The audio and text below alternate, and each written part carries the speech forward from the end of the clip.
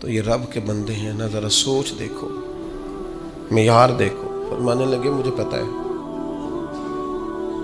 میں جانتا ہوں، مجھے خبر ہے ان کی کمزوریوں کی۔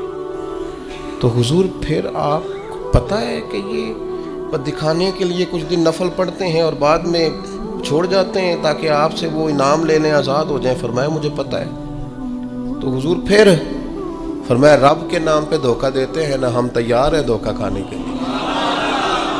کوئی تیرے نام پہ دھوکہ دے نا تو تیار ہیں۔ طبیب کو پتہ چل گیا ہے یہ ٹھیک کیسے ہوگا، اب وہ تیرے نام سے دوائیاں دیتا ہے، اسے خبر ہے نا اس کے نام پہ دھوکہ دیتے ہیں، تو بسم اللہ آئے نا، تیار ہیں دھوکہ کھانے۔ تو میرے عزیز، مزاج کی نرمی، اس کے لہجے کا خوبصورت ہونا بتاتا ہے کہ وہ بیچارہ نرم دل ہے، وہ انکاری نہیں۔ جو کسی نے کہا چلو ٹھیک ہے جی، کوئی حرج نہیں۔ بڑے بڑے مناصب والے لوگ میں نے دیکھے ہیں، مزاج کے نرم ہوتے ہیں، لوگ سمجھتے ہیں ہو دیکھو۔ میں بہت سارے دوستوں کو میں جانتا ہوں، ان کی آپ کبھی باتیں سنیں تو مدعی بھی خود، وکیل بھی خود اور جج بھی کہتے ہیں مجھے پتہ ہے میں آیا ہوں، اب آپ نے جواب میں یہ کہنا ہے اور نتیجہ یہ نکلنا۔ آپ سے وہ ملیں گے تو آپ کو کچھ کہنا ہی نہیں پڑے گا، انہیں سارا ہی پتہ ہے، لیکن رہ سب سے پیچھے گئے کیونکہ چالاک ہے، نرم دل نہیں۔ اس کی بارگاہ میں مقام کس کا ہے؟ نبی کریم نے فرمایا جو جنتی ہیں ان کے دل چڑیوں کی طرح نرم ہوتے ہیں، یہ جنتیوں کی علامت ہے۔ فرمایا جنت میں اکثر بھولے بھالے لوگ جائیں گے، سیدھے سادے درویش لوگ، ان کے لیے جنت کے دروازے اور کواڑ کھول دیے جائیں گے کیونکہ بھولے ہیں، نرم دل ہیں، مزاج میں ٹھنڈک۔ ایسا نہیں کہ زمانے کی اتار چڑھاؤ کا پتہ نہیں، بس ویسے ہی سیاست دے جھگڑے اساں چھوڑ دیتے تے دولت دے جھگڑے اساں چھوڑ دیتے۔ یہ محبت دا جھگڑا ہے جڑا چھڑا کوئی نہیں سکتا، جھگڑ کے پیار کرنا ہے، اس سے یہ چھڑا کوئی نہیں سکتا۔ تو یاد رکھیں کہ مزاج میں نرمی لائیں، لیکن آج میں دیکھتا ہوں طبیعت میں نرمی نہیں لوگوں کی، احساس نام کی چیز نہیں۔ میرے سے میری زندگی شروع ہو کر میرے اوپر میری زندگی ختم ہوتی ہے۔ میں سمجھتا ہوں زندگی میں سب سے زیادہ خدمات میں نے کی ہیں، میں سمجھتا ہوں زندگی میں سب سے زیادہ زیادتیاں میرے ساتھ ہوئی ہیں، میں سمجھتا ہوں میں ہی سب سے زیادہ مظلوم ہوں، میری ہی قدر نہیں کی گئی۔ ہم سب اسی ذہن کے ہو گئے، صرف ہم ہی تھے جو ٹھیک تھے، باقی جو ملا غلط ہی ملا۔ یاد رکھیں اپنے مزاج میں اس طرح کا رویہ پیدا کر کے ہم نے سختیاں پیدا کر لی ہیں، احساس نہیں۔ میں آپ کو بتاؤں دل سخت کیسے ہوتے ہیں۔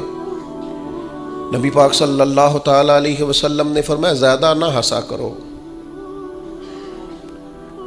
زیادہ ہنسنے سے دل مردہ ہو جاتا ہے، زیادہ نہ ہنسا کرو۔ الجھے ہوئے لوگوں سے گریزہ نہ ہوا کر، حالات کی قبروں کے یہ کتبے بھی پڑھا کر، حالات کی قبروں کے یہ کتبے بھی پڑھا کر، ہر وقت کا ہنسنا تجھے برباد نہ کر دے، تنہائی کے لمحے ہوں تو کبھی رو بھی لیا کر، زیادہ نہیں ہنسنا۔ ساری قوم کو لگا نہیں دیا شغل میلے پہ، ہمارے بچے اکٹھے بیٹھ کے کیا کرتے ہیں؟ صرف ہنستے ہی تو ہیں۔ کون سی حکمت کی بات ہوتی ہے ہماری مجالس میں؟ کون سی تقوی کی بات ہوتی ہے؟ ساری زندگی شغل میلہ بنا لیا ہم نے۔ یہ دل سخت کرتا ہے ہنسنا۔ حضرت یحییٰ ابن معاذ فرماتے ہیں زیادہ روٹی نہ کھایا کرو، دل سخت ہو جائے گا، تمہاری طلب ہی صرف روٹی رہ جائے گی، کھانا ہی رہ جائے گا۔ حضرت عیسیٰ علیہ السلام فرمانے لگے زیادہ نہ بولا کرو، اپنے جملوں کو بے وقت نہ کرو، اپنے لفظوں کی قدر پہچانو۔ جو لوگ زیادہ بولتے ہیں ان کے دل سخت ہو جاتے ہیں۔ آپ کی باتیں تھوڑی ہوں، معنی خیز ہوں، حکمت امیز ہوں، تھوڑے جملے ہوں، جچی تلی نپی شستہ شائستہ گفتگو ہو، وہ کیا کرے گی؟ وہ دل کو نرم کرے گی۔ لیکن بہت باتیں کرنا نتیجتاً انسان کے دل کو، یہ تو بدگمانیاں ہوتی ہیں نا، بدگمانیاں یہ دلوں کو سخت کر دیتی ہیں۔ ہم جو برا سوچتے ہیں نا، لوگوں کے بارے میں بری رائے رکھتے ہیں، تو آہستہ آہستہ ہم جس کے بارے میں برا سوچتے ہیں پھر اسے اپنا دشمن سمجھنے لگتے ہیں، ہمارا دل اس کے حق میں سخت ہونے لگتا ہے، حتیٰ کہ وہ آدمی مصیبت میں مشکل میں آئے تو معاذ اللہ ہمارے دل کو تسکین پہنچتی ہے کہ دیکھو نا ہمارا دشمن تھا، حالانکہ دشمن مرے تو خوشی نہ کریے، سجنا بھی تے مر جانا ہے، سجنا بھی تے مر جانا ہے، اڈیگر تے دین آیا ہے محمد، اوڑک نو ڈوب جانا ہے۔ میرے عزیز، یہ بہت بدگمانیاں، بہت ایک پڑھا لکھا نوجوان ایک دن آیا اور ایم فل کر رہا ہے بچہ،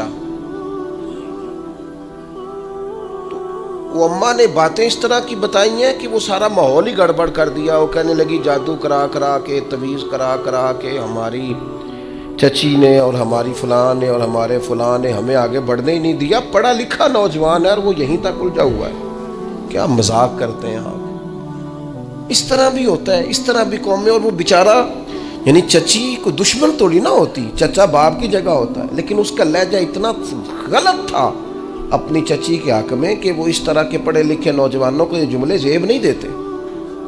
ہمارا عجیب انداز ہے، ہم نے اپنے بچوں کے ذہن پکے کر دیے، تم نے بڑا آگے جانا تھا، تویزوں کی وجہ سے پیچھے رہ گئے۔ تو یہ جو جتنے لوگ چلے گئے انگریز ٹیکنالوجی بنا گئے اور کہاں سے کہاں پہنچ گئے، ان کو تویز ہی نہیں ملا میرا خیال ہے کوئی کرانے کے لیے، وہ نکل گئے آگے اور ان کو تویز ہوتے رہے۔ کیا مطلب آپ قوم کو کہاں کھڑا کرنا چاہتے ہیں؟ بدگمانیاں، دل سخت ایک دوسرے کے لیے۔